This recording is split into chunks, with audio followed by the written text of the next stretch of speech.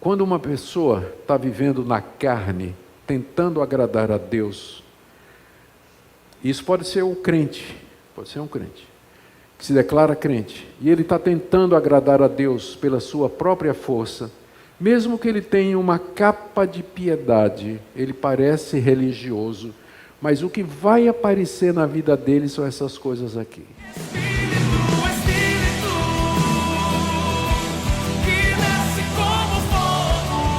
Reverendo, vem aqui à frente, receba com carinho, aplaudam aqui a quem honra a honra.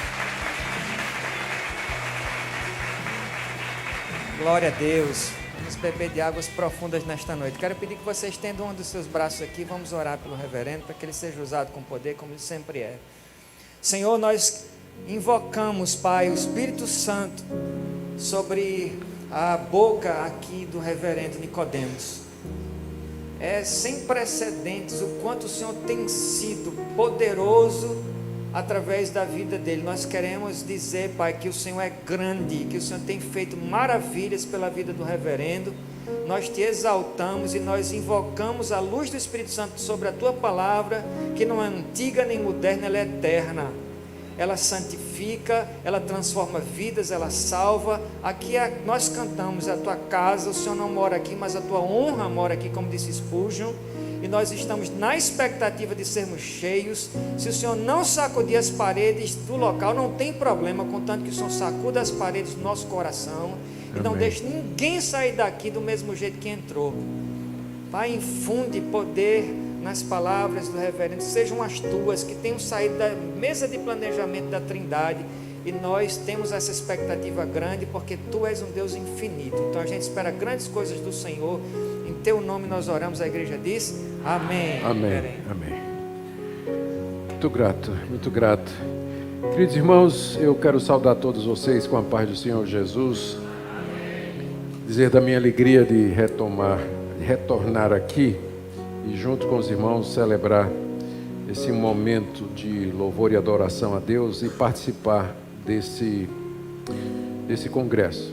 Eu quero agradecer ao pastor Nilmar as palavras bondosas. Eu quero dizer que hoje à noite, depois de ouvir tudo que ele falou a meu respeito, eu já escolhi quem é que vai falar no meu velório.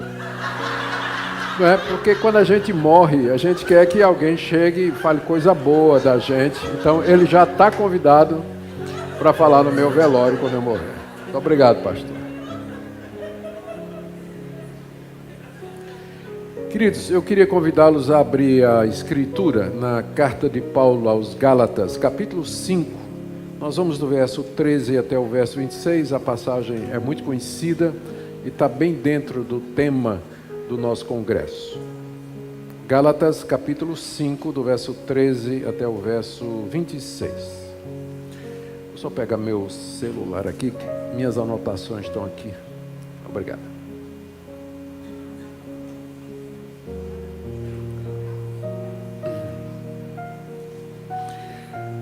Ouçamos a leitura. Porque vós, irmãos, fostes chamados à liberdade, porém não useis da liberdade para dar ocasião à carne. Sede antes servos uns dos outros pelo amor, porque toda lei se cumpre em um só preceito, a saber, amarás o teu próximo como a ti mesmo. Se vós, porém, vos mordeis e devorais uns aos outros, vede que não sejais mutuamente destruídos. Digo, porém, andai no Espírito, e jamais satisfareis a concupiscência da carne, porque a carne milita contra o Espírito, e o Espírito contra a carne, porque são opostos entre si, para que não façais o que porventura seja do vosso querer. Mas se sois guiados pelo Espírito, não estáis debaixo da lei. Ora, as obras da carne são conhecidas, e são prostituição, impureza, lascívia, idolatria, feitiçarias, inimizades, porfias, ciúmes, iras, discórdias, dissensões, facções, invejas, bebedices, glutonarias e coisas semelhantes a essas, a respeito das quais eu vos declaro, como já outrora vos preveni, que não herdarão o reino de Deus os que tais coisas praticam. Mas o fruto do Espírito é amor, alegria, paz, longanimidade, benignidade, bondade, fidelidade, mansidão, domínio próprio. Contra essas coisas não há lei. E os que são de Cristo Jesus crucificaram a carne com as suas paixões e concupiscências. Se vivemos no Espírito, andemos também no Espírito. Não nos deixemos possuir de vanglória, provocando uns aos outros, tendo inveja uns dos outros. Até aqui, queridos, a leitura da Palavra de Deus. O apóstolo Paulo escreveu a carta aos Gálatas com o objetivo de impedir que eles se desviassem da mensagem que Paulo havia pregado na região durante a sua primeira viagem missionária. Paulo esteve na região pregando em Antioquia, Icônio, Listra, Derbe e Perge, que são cidades do sul da Galácia. E depois ele fez o caminho de volta para Antioquia, da Síria, de onde ele tinha saído. E algum tempo depois ele recebe informação de que aqueles irmãos que tinham se convertido naquelas cidades estavam sendo assediados por um grupo de falsos profetas que estavam ensinando a necessidade de se guardar a lei de Moisés para que se pudesse obter a salvação. Provavelmente eram judeus que haviam crido que Jesus era o Messias, mas entendiam que a lei de Moisés ainda estava em vigor e que era preciso que alguém que cresce no Messias de Israel guardasse aqueles distintivos do povo judaico, que era a circuncisão, a dieta, o judeu não podia comer sangue, não podia comer porco, não podia comer determinados alimentos, e o calendário, que seria a guarda do sábado e a guarda das festas religiosas de Israel. Circuncisão, dieta, calendário eram as três marcas do judaísmo. Então, esses judeus que se tornaram cristãos, eles entendiam que todo mundo que professasse a fé em Jesus, uma vez que Jesus era o Messias judeu, ele era filho de Abraão, ele era o filho da promessa feita aos descendentes de Abraão, deveriam se circuncidar e guardar a lei de Moisés, não somente para serem salvos, mas também para poderem ter uma vida espiritual mais profunda, para que pudessem ser pessoas cheias do Espírito Santo, por assim dizer. E os Gálatas, naturalmente, queriam ser pessoas cheias do Espírito Santo. Eu não conheço nenhum crente de verdade que não queira experimentar a plenitude do Espírito Santo de Deus. A questão é, como nós fazemos isso? E o que é exatamente ser cheio do Espírito Santo? Paulo escreveu a carta aos Gálatas para dizer para eles que o caminho da salvação não era pelas obras da lei. Não era. As obras da lei têm a ver com... Quando aqueles mestres diziam, vocês têm que guardar as obras da lei para serem salvos, eles estavam pressupondo de que havia no ser humano habilidade e capacidade de fazer o bem, mesmo que ele tenha sido atingido pelo pecado. Então, quando se fala em obras, sempre a ideia é do homem fazendo alguma coisa para merecer de Deus ou a salvação, ou o acesso à sua presença e as bênçãos espirituais. Então, obras têm a ver com a carne. Carne usada no sentido da existência humana, aquilo que eu sou, a minha humanidade. Então, quando diz assim, você tem que fazer obras da lei, está dizendo, você como pessoa, mesmo que é um pecador, você pode agradar a Deus com o seu esforço. Olhe dentro de você, reúna toda a sua disposição, toda a sua força de vontade, se esforce, que você vai conseguir, você vai cumprir, você vai agradar a Deus, você vai fazer essas coisas que Deus deseja. Então, é isso o que é viver pelas obras da lei. Você tentar agradar a Deus pelo seu próprio esforço, pela sua própria força, pela sua própria determinação e assim por diante. Você vai encontrar na Bíblia que existem dois modos de existência. Ficou feio, né? Que há dois modos de existência. Dois modos de existência. A vida na carne, que é a vida na natureza humana, que está ligada a obras, tentar fazer alguma coisa para agradar a Deus, e que caracteriza a vida do mundo e que produz coisas contrárias àquilo que Deus deseja. Então, quem não está em Cristo está nesse modo de existência. Ele está vivendo pela sua própria força, ele está debaixo da lei, ele tenta agradar a Deus pelo que ele faz, ele não consegue e acaba caindo em pecado, e é isso que marca a vida do mundo. O outro modo de existência é o modo de vivência no Espírito Santo de Deus, onde você não procura agradar a Deus e ser salvo por alguma coisa que você faz, mas você, pela graça, recebe pela fé aquilo que Deus já fez por você. E isso é o que chamamos de vida no Espírito. O Espírito Santo comunica, ele transmite ao que tem fé em Jesus o poder da vida ressurreta de Cristo, de forma que ele pode agradar a Deus, ele pode atender às demandas de Deus, ele é livre para obedecer a Deus e vencer o pecado. É isso que o apóstolo Paulo vai ensinar aos Gálatas aqui no texto que eu li para vocês. Os Gálatas estavam querendo, depois de ter começado bem, Paulo diz assim: vocês são insensatos, vocês começaram pela graça e agora estão querendo se aperfeiçoar pela carne.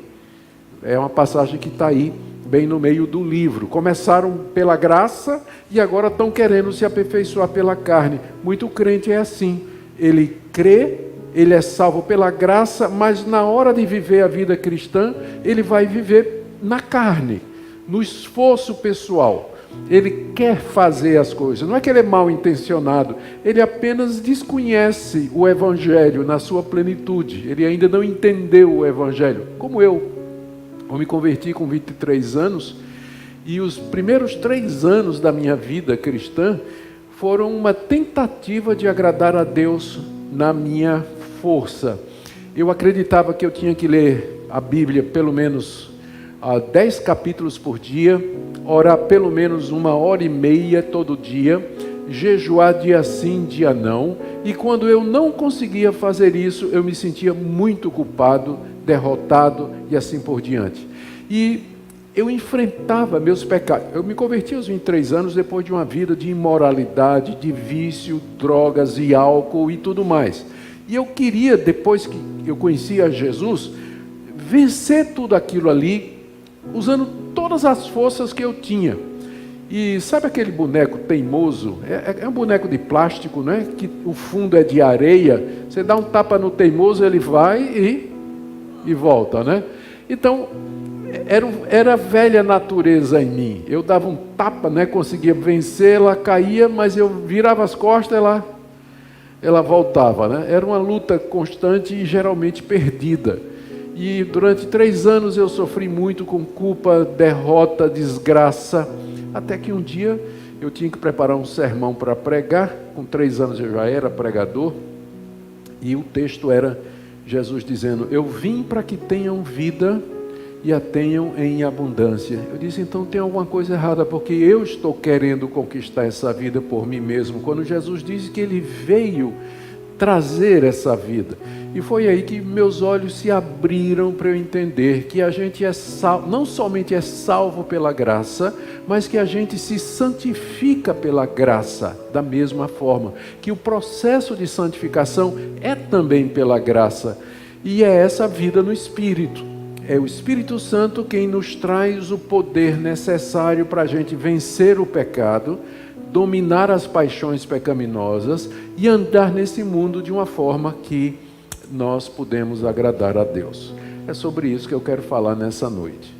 E eu vou começar primeiro com uma exposição aqui do verso 13 a 15, em que o apóstolo Paulo meio que ironiza com os Gálatas, porque os Gálatas estavam abandonando o evangelho da graça que Paulo tinha pregado e estavam querendo se santificar, se justificar diante de Deus pelas obras da lei. Aquelas 3 coisas: circuncisão, dieta e calendário. Quando fala em obra, tem a ver com algo que o homem faz, de baixo para cima. Olha o que é que Paulo diz aqui. Porque vós, irmãos, fostes chamados à liberdade. Que coisa maravilhosa. O Evangelho nos chama à liberdade. Nós somos livres da culpa do pecado. Nós somos livres da escravidão de Satanás. Satanás não pode nos possuir. Ele pode nos tentar, mas ele não pode nos possuir. Nós somos livres do mundo. Nós somos livres de nós mesmos. Nós somos livres do domínio do pecado sobre nós. O Evangelho nos chama para a liberdade. E essa é a verdadeira liberdade. Ao contrário de muitos que dizem assim: eu não quero ser crente agora, porque se eu for ser crente agora eu vou perder minha liberdade. Ao contrário, ele é escravo do pecado. Na hora que ele conhecer o Evangelho, ele vai ser livre, ele vai experimentar a verdadeira liberdade. Só que a gente não pode confundir a liberdade que o Evangelho nos dá com libertinagem, que é o que Paulo vai dizer em seguida. Porém, não usem da liberdade para dar ocasião à carne.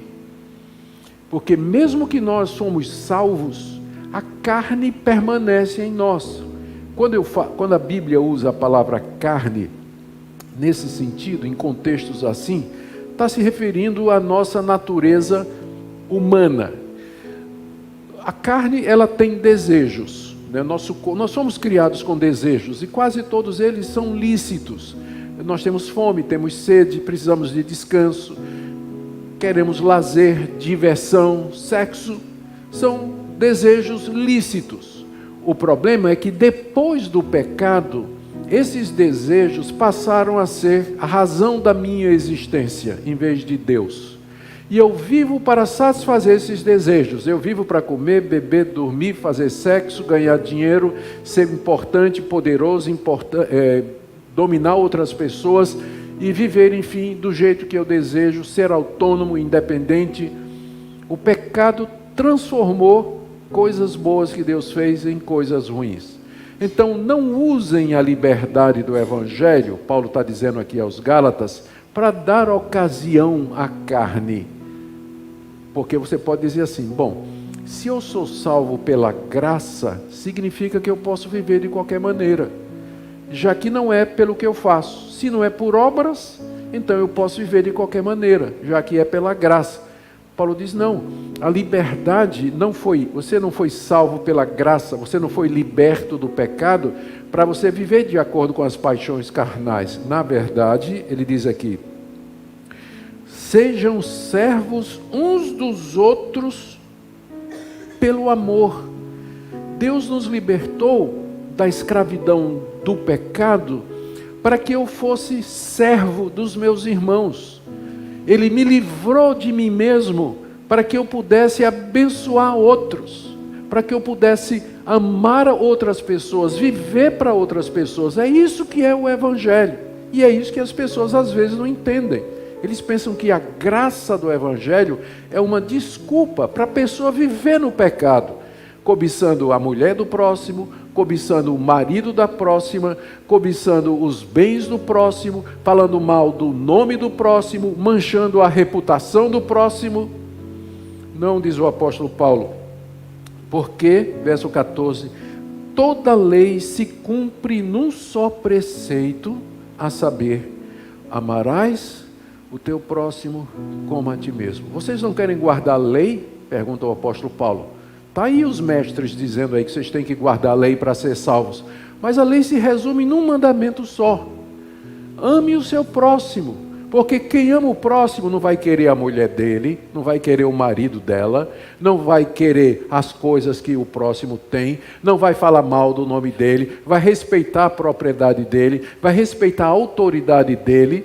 Todos os mandamentos se resumem nisso: ame seu próximo como a si mesmo. É como se Paulo estivesse dizendo para os Gálatas: isso aí que esses mestres estão ensinando para vocês, isso aí é uma coisa, vocês não precisam disso.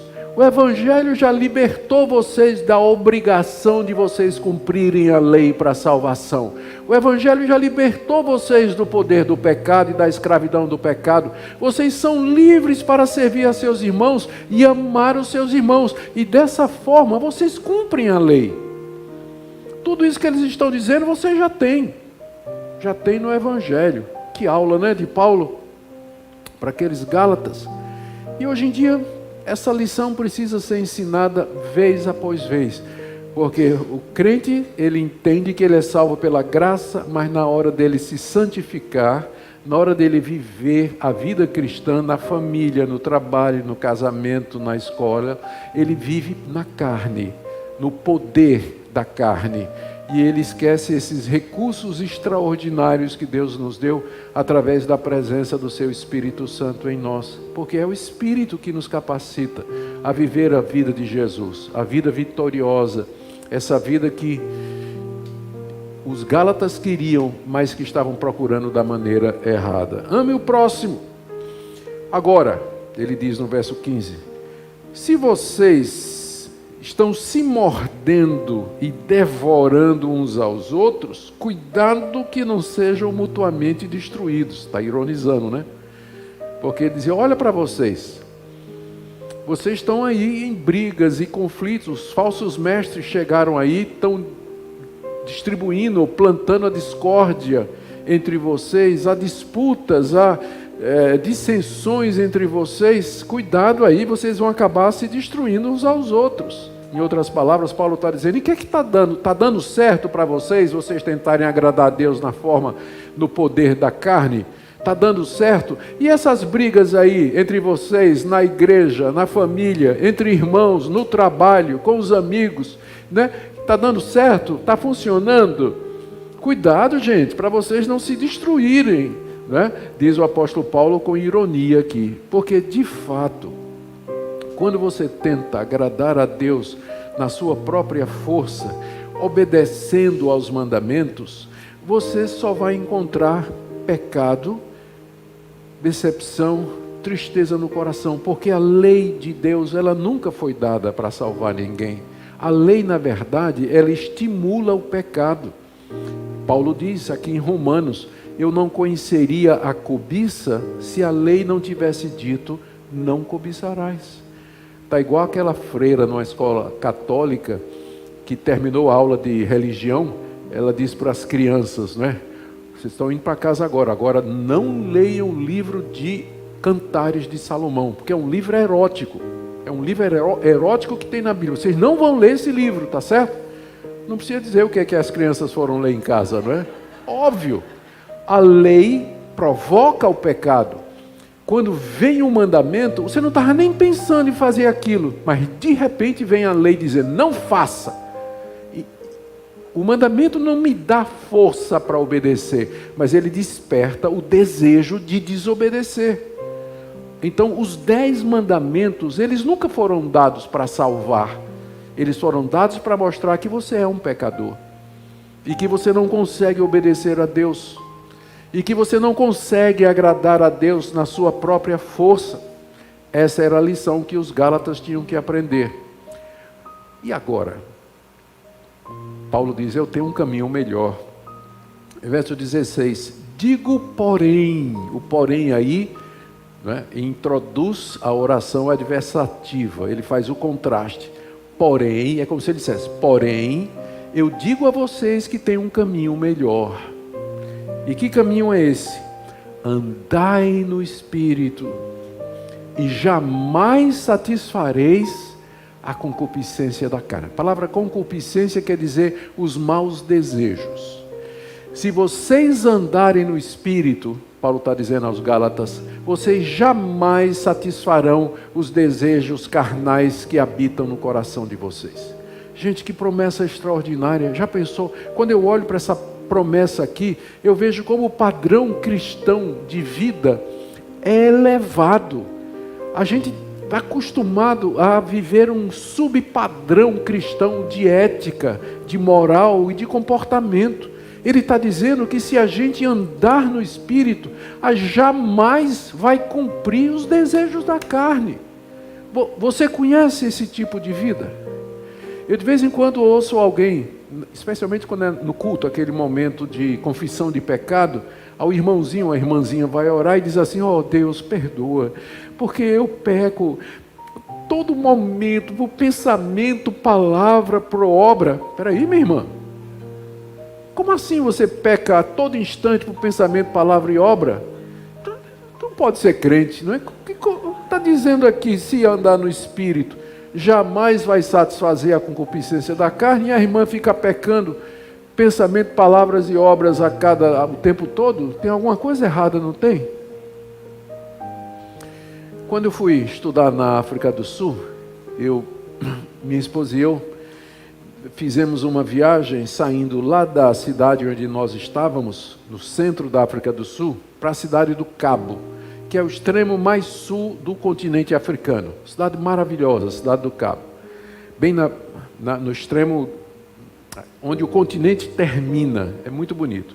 E de lá a gente subiu pela costa do Oceano Índico e entrou para o centro da África e voltamos, uma viagem de umas 2 ou 3 semanas, maravilhosa. A África do Sul é um país muito bonito, maravilhoso. E aí, quando nós chegamos, os amigos querendo saber, não é? Os colegas lá da universidade querendo saber como foi a viagem, se foi bom e tudo. E perguntou que a gente tinha ido de carro, né? E perguntaram se o carro tinha dado problemas. E eu respondi a verdade. Eu disse: olha, teve um pneu furado em 5.000 quilômetros. Mas o que é um pneu furado em 5.000 quilômetros? Agora, meu irmão, se o seu pneu fura a cada 50 metros, tem alguma coisa errada na sua vida. Com certeza. A vida do crente não pode ser marcada pelo pecado. Pecado é acidente. Se ele vive uma vida de pecado, marcada pelo pecado, ele está vivendo na carne, debaixo da lei, lutando com suas próprias forças, e ele não vence. Agora, se você anda no Espírito, Paulo diz aqui, você não vai cumprir o desejo da carne.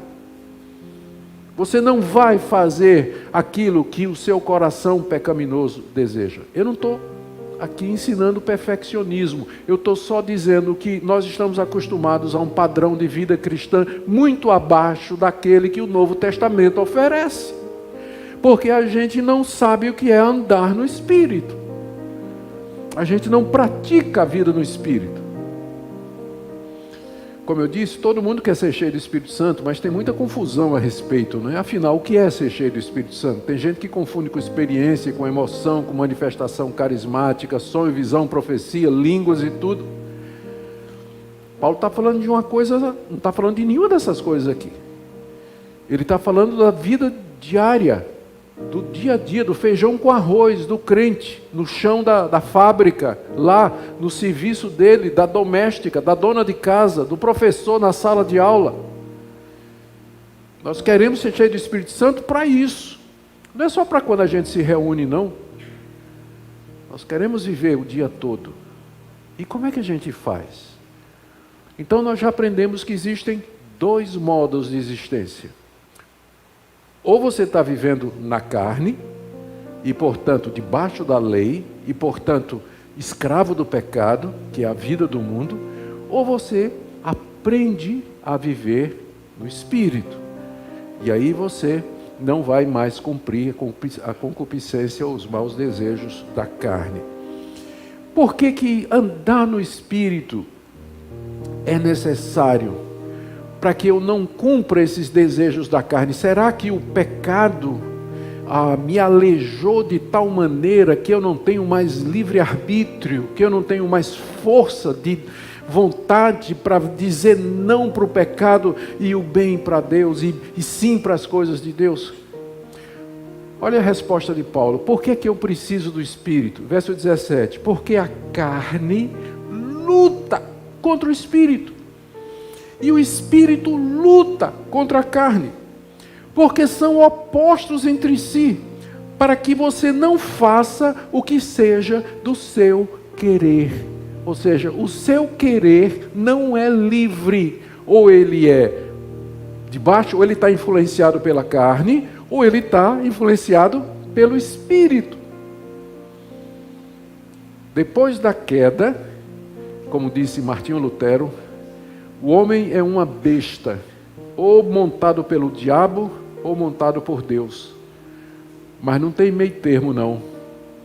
Não há neutralidade. Ou você é guiado pelo Espírito, ou você é guiado pela carne. Você não faz o que você quer. Lembra lá de Paulo falando em Romanos capítulo 7? Eu sei o que é o bem. Eu quero fazer o bem, mas eu não posso, eu não consigo. O mal que não quero, esse eu faço. A sua vontade não é mais livre. Dentro de você, você tem, segundo Paulo diz aqui, o que ele chama de carne, a nossa natureza humana tingida, manchada pelo pecado, que só entende o caminho de fazer alguma coisa para receber em troca obras.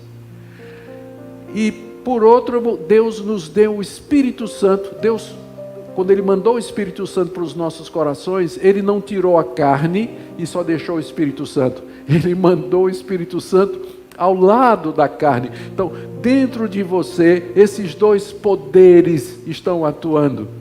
E eles estão em guerra. Paulo escolheu essa palavra cuidadosamente.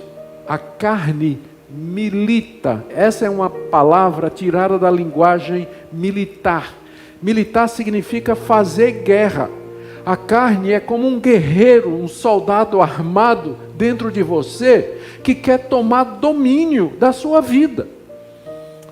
Ele quer tomar o domínio completo. E a carne vai usar o instrumento, a arma que você der. Aquilo que você vê no celular, aquela série que você está assistindo, aquela mulher que você fica olhando na rua passando, aquele homem que você fica cobiçando. A carne pega essas armas e ela luta para tomar domínio na sua vida. É um soldado em guerra. A carne milita, faz guerra contra o Espírito Santo.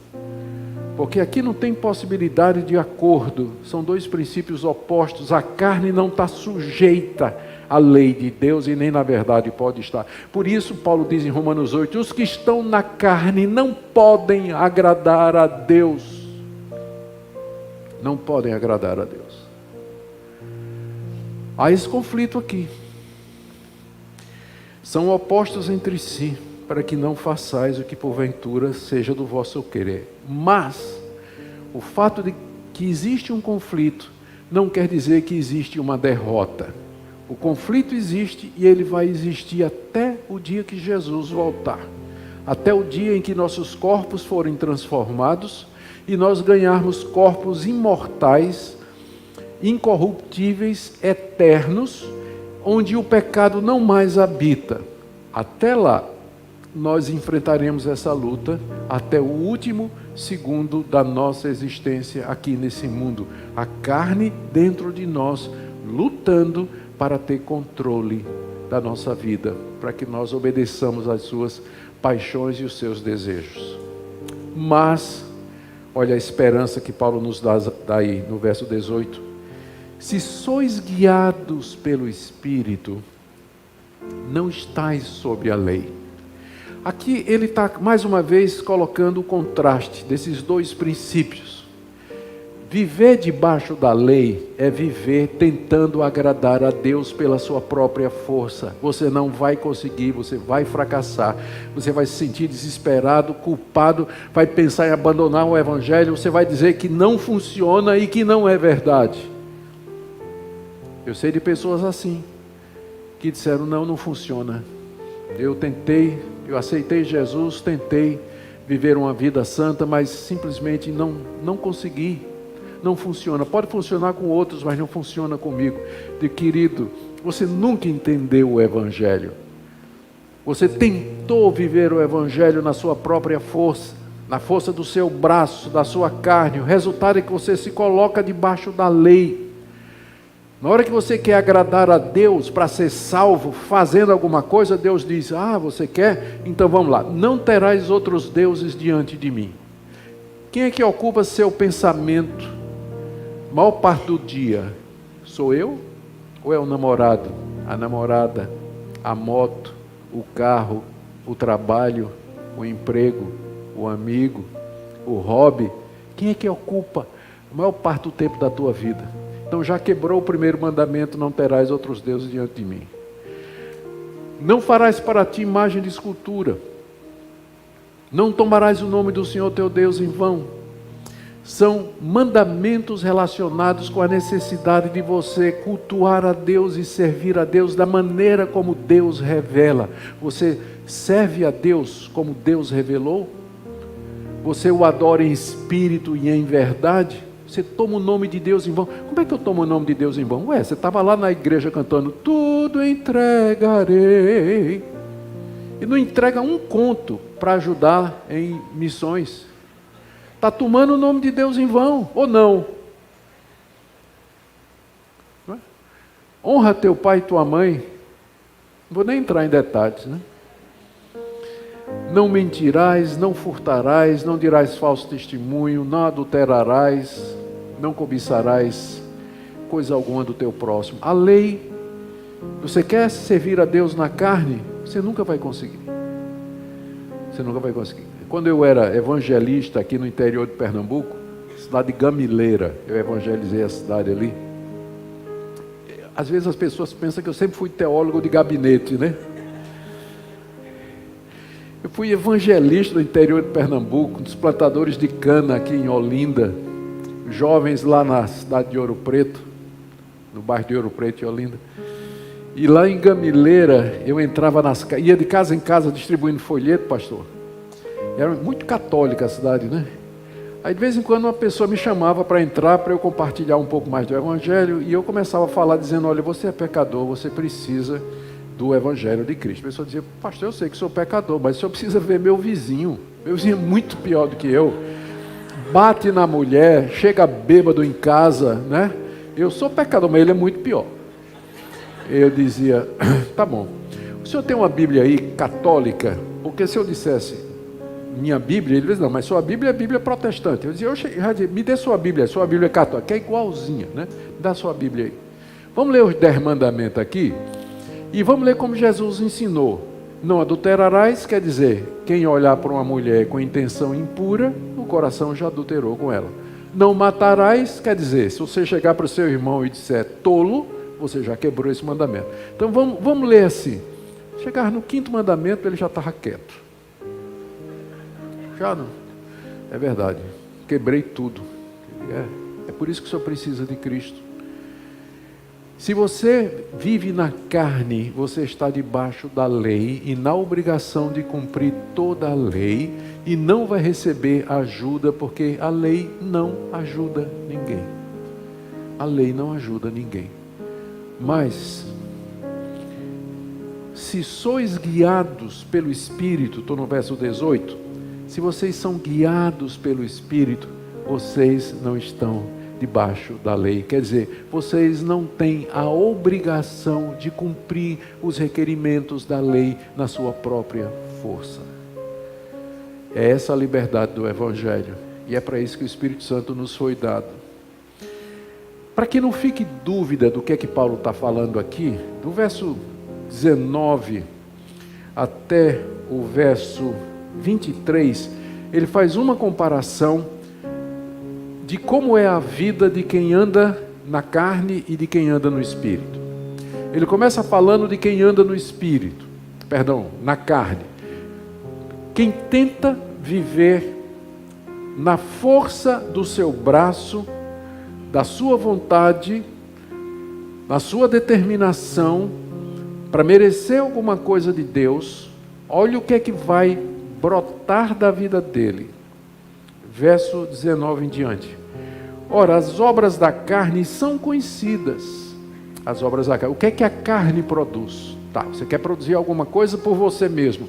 Quais são as obras da carne? O que é que ela produz? Prostituição, impureza, lascívia, idolatria, feitiçarias, inimizades, porfias, ciúmes, iras, discórdias, dissensões, facções, invejas, bebedices, glutonarias. Para pastor, é muito já, nada? E coisas semelhantes a essas, tem muito mais, a respeito das quais eu vos declaro, como já outrora vos preveni, que não herdarão o reino de Deus os que tais coisas praticam.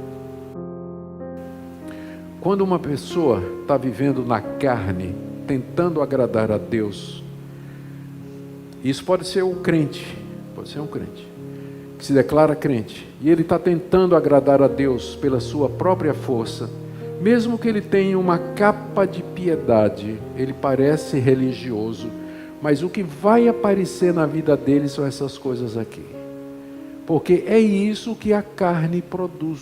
Ela não produz nada bom, nada, são obras da carne, coisas que ela produz, são cerca de 15 que nós podemos dividir em 3 ou 4 categorias para a gente entender. Primeiro, as obras da carne têm a ver com a sexualidade.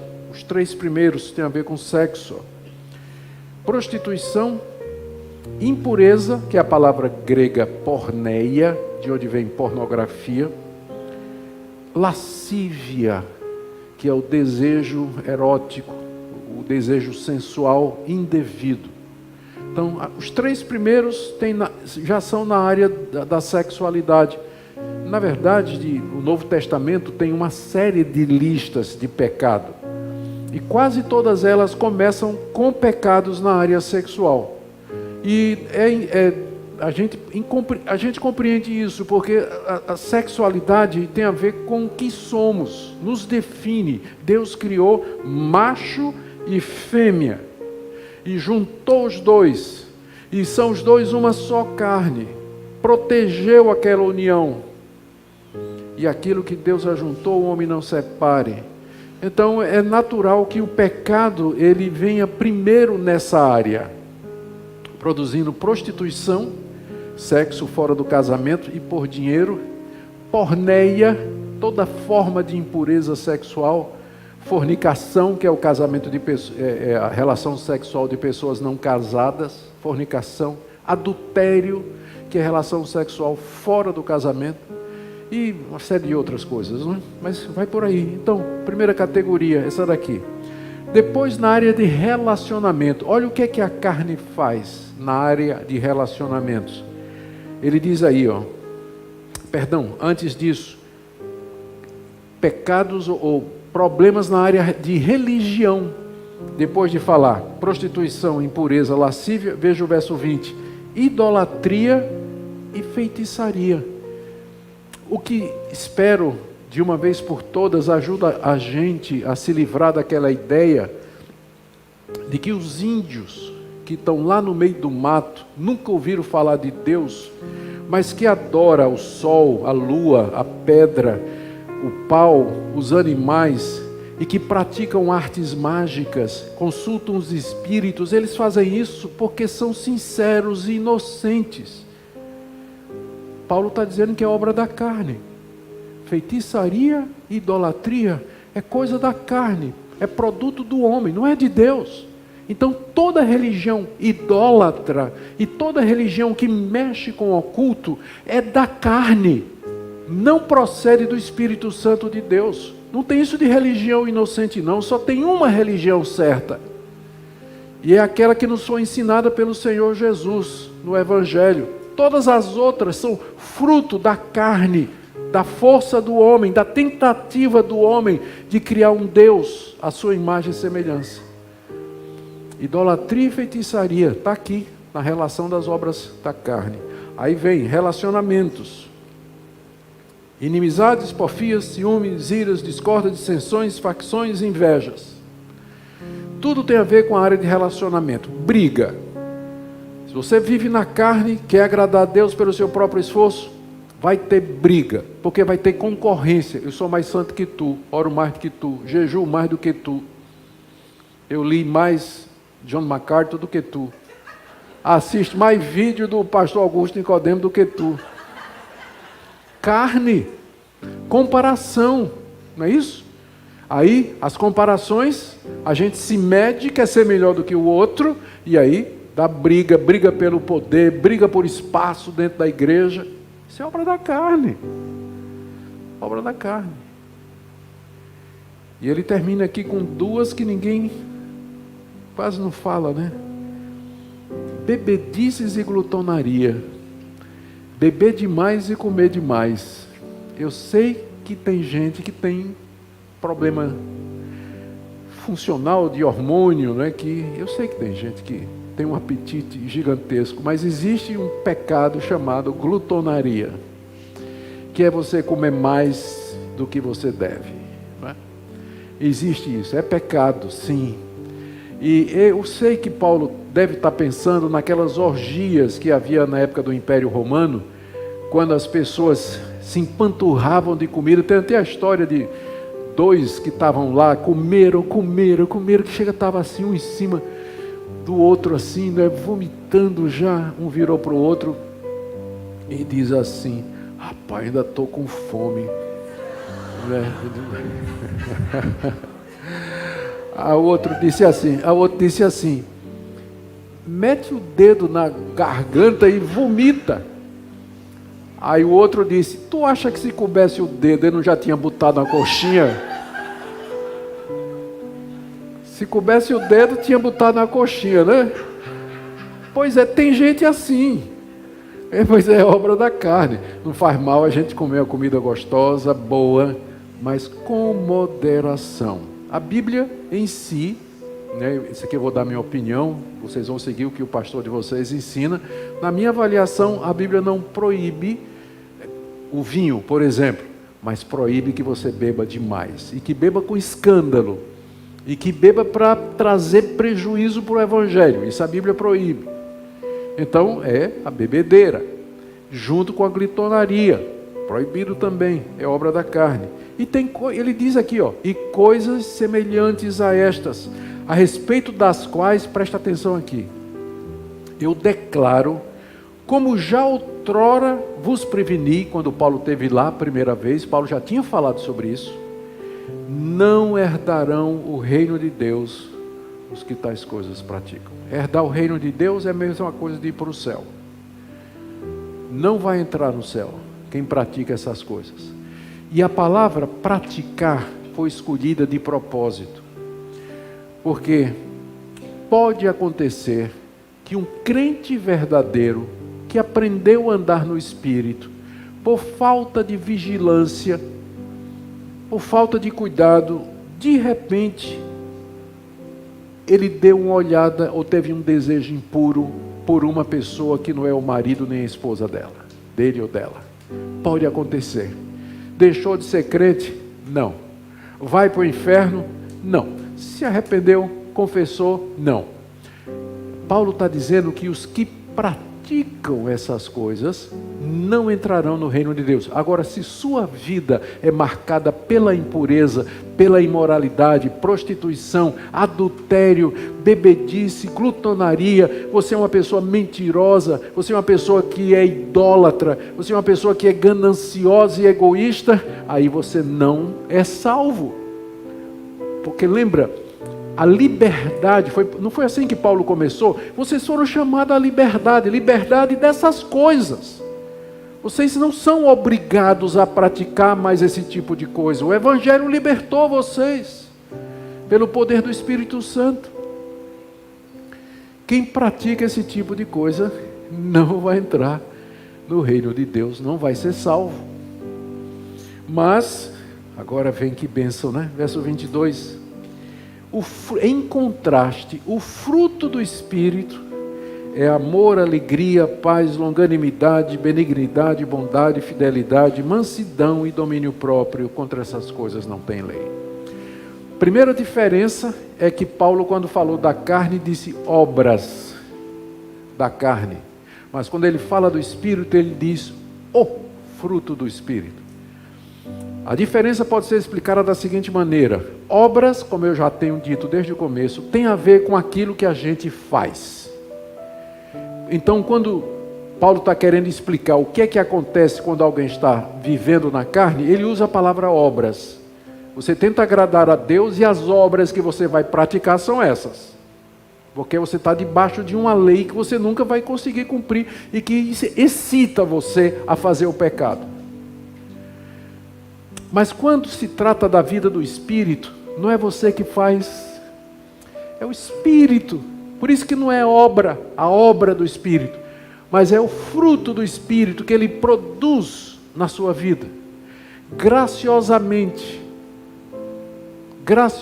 Ele produz essas coisas maravilhosas. Está no singular, porque esses frutos, eles estão todos ligados entre si pelo primeiro. Primeiro é o amor, e Paulo já tinha dito que o amor é o cumprimento da lei. Então, por exemplo, ele diz, o fruto do Espírito é amor, alegria. O que é alegria? É o amor em contentamento. Paz, o que é paz? É o amor em repouso. Longanimidade é o amor em espera. Então você pode passar por tudo isso e ver a relação de cada uma dessas virtudes com o amor. Então, na verdade, é um fruto só, é o amor, mas ele é multifacetado, é como aquelas frutas que têm gomos.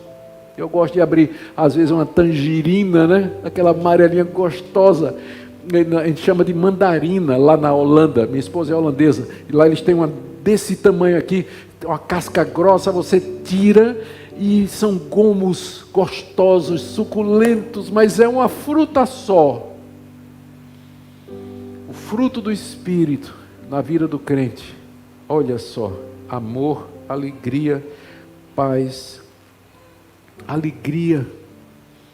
Quando menos a gente espera, e quando menos a gente tem razão de estar alegre, de repente essa alegria sobrenatural, em Cristo, em Deus, esperança, paz, quando o mundo está em guerra ao nosso redor, aquela paz que ultrapassa todo o entendimento, Filipenses capítulo 4. Paciência, a palavra longânimo, significa alguém que tem um fôlego longo, alguém que fecha e aguenta. Longânimo, benigno e bondoso são muito parecidos. Fidelidade, alguém que cumpre sua palavra, que é confiável. Manso, a mansidão, fruto do Espírito. Não quer dizer que o crente é passivo, porque quando é necessário ele se levanta como um leão para enfrentar os inimigos do Evangelho e para combater o erro. Mas ele é manso como Jesus era quando precisava. Domínio próprio.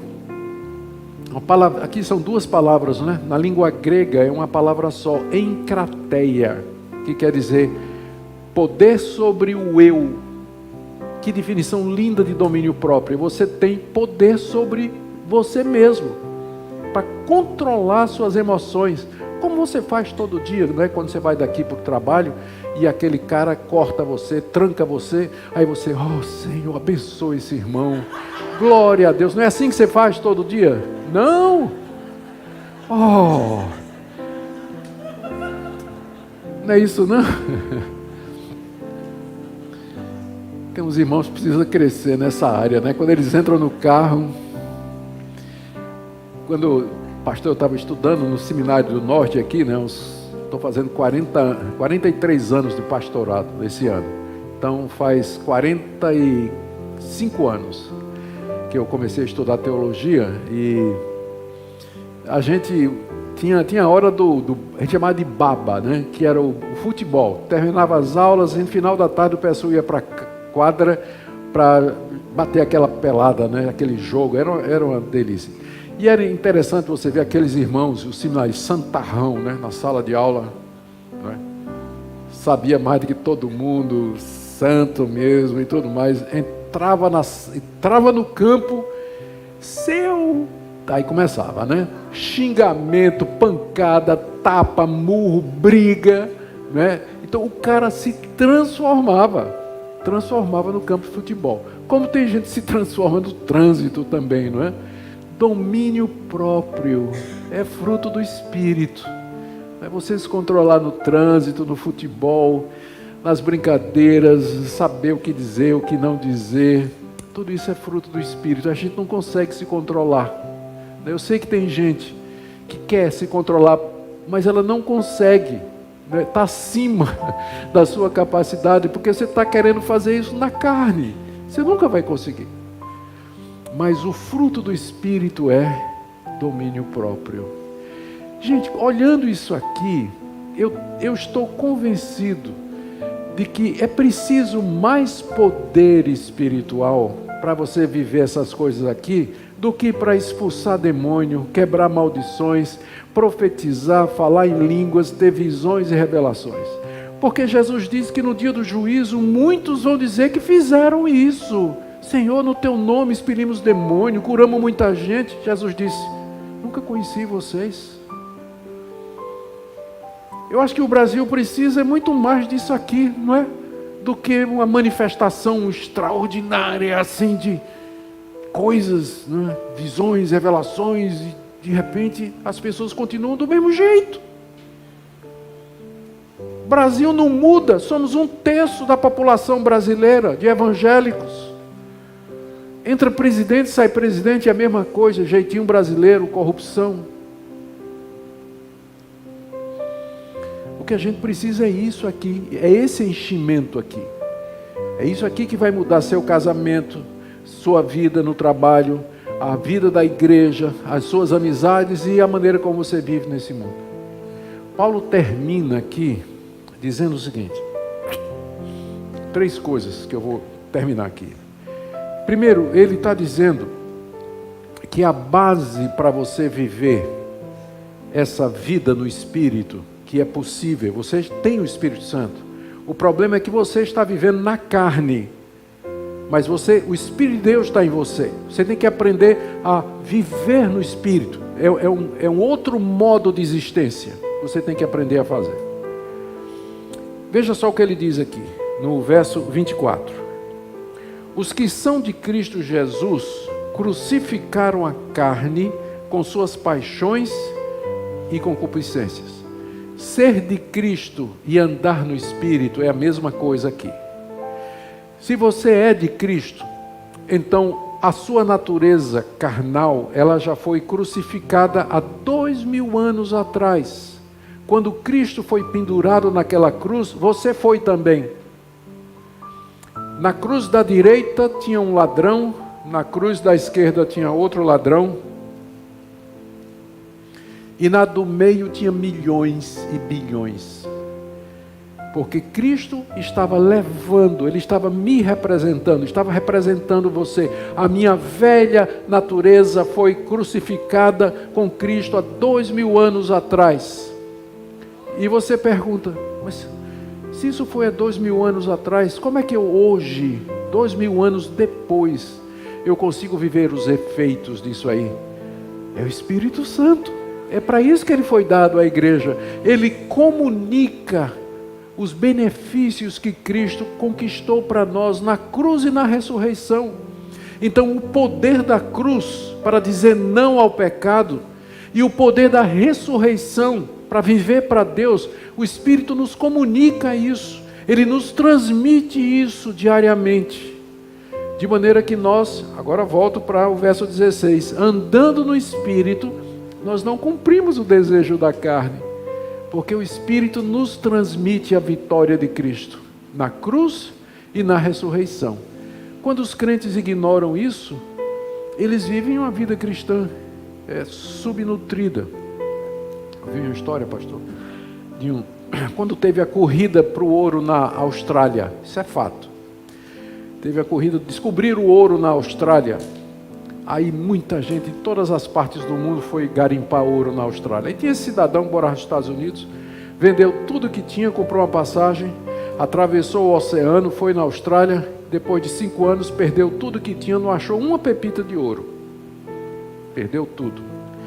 Só restava dinheiro, ele foi para o porto, queria voltar para casa, só restava dinheiro para comprar a passagem do navio. E ele ficou preocupado porque a viagem era de 1 mês, ele ia comer o quê?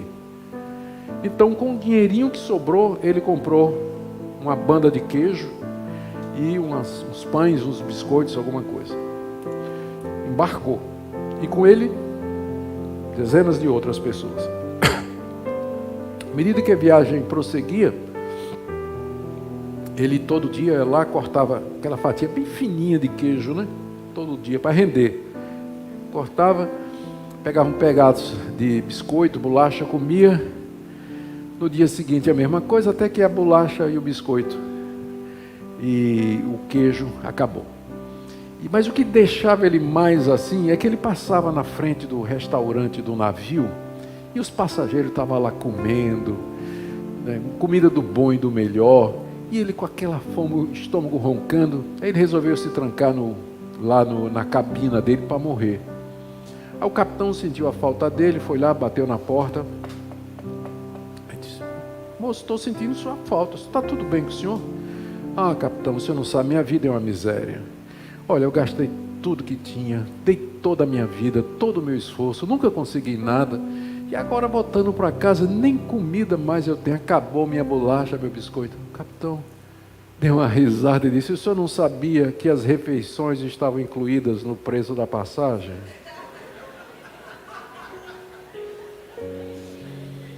Tem muito crente assim, eles não têm ideia do que é que está incluído na passagem. Eles não compreendem o que é que Cristo fez na cruz e na ressurreição. Por isso, mesmo crendo que Jesus morreu pelos seus pecados e que Cristo ressuscitou dos mortos, eles continuam a viver como antes, a viver a vida na carne, a querer agradar a Deus pelo seu próprio esforço, quando Deus já nos deu tudo o que nós precisamos mediante o seu Espírito que habita em nós. Paulo diz no verso 25, ele termina aqui dando uma chamada nos Gálatas, uma chamada à coerência. Se vivemos no Espírito, ou seja, se o nosso modo de existência é no Espírito, se Deus nos deu o seu Espírito, andemos também no Espírito. Transforme em prática aquilo que você diz. Você vem para a igreja, eu estava vendo os cânticos, e foram escolhidos cânticos, muitos deles sobre o Espírito, muito bonitos. A gente canta isso aqui, mas vamos viver isso durante a semana. Eu preparo essa casa para ser ela tua, Senhor Jesus. A última dizia mais ou menos isso, mas é só aqui? Ou vai ser amanhã, depois, quinta, sexta, sábado?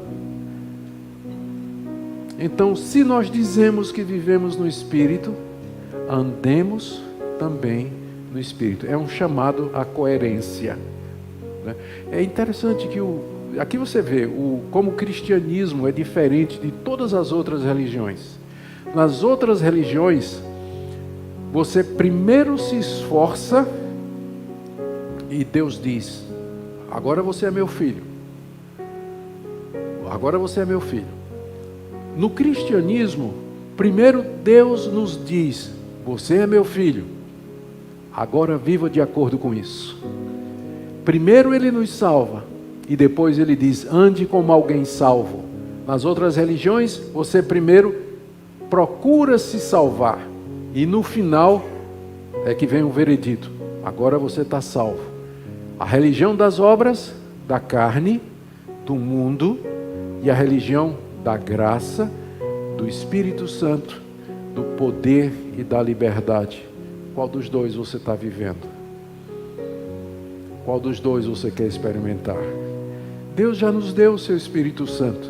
Ele quer que você entenda isso, que você é santificado pela graça, pelo poder do Espírito Santo, da mesma maneira que você foi salvo. É graça do começo ao fim. Isso não significa libertinagem, Paulo já disse aqui, mas significa poder para servir a Deus e servir aos irmãos, mediante o poder do Espírito Santo. Você não queria orar comigo nessa noite e dizer: Deus, eu quero compreender mais isso. Talvez eu tenha vivido minha vida toda tentando agradar o Senhor, mas na minha própria força. Mas eu quero aprender a viver no Espírito. Eu quero aprender a caminhar no Espírito, no dia a dia. Vamos orar? Ó Deus, Nós te damos graças porque o Senhor Jesus ressuscitou dos mortos após ter sido crucificado e com Ele a nossa natureza pecaminosa. Senhor, nós te damos graças porque o Senhor nos deu o Espírito Santo que nos transmite o poder da cruz e da ressurreição. Eu quero orar por todo aquele filho, filha teus que aqui estão nessa noite e que ainda não entenderam o caminho da santidade, da plenitude, da vida na graça. Que o Senhor possa abrir os olhos e tirar de nós todo o legalismo, toda a força carnal, toda a obstinação natural e fazer de nós dependentes da Tua graça, para usarmos essa liberdade maravilhosa para o serviço do Senhor. Enche-nos, ó Senhor, pelo Teu Espírito, de conhecimento, de entendimento, para enfrentar os desafios diários que o Senhor coloca diante de nós. Obrigado por essa querida igreja. Obrigado, ó Deus, pelo desejo que ela tem de viver essa vida no Espírito. Me ajuda e ajuda cada um desses irmãos queridos a andarmos assim. É o que nós te pedimos, em nome de Jesus. Amém. Amém. Deus abençoe a vida de vocês, meus irmãos. Obrigado pela paciência.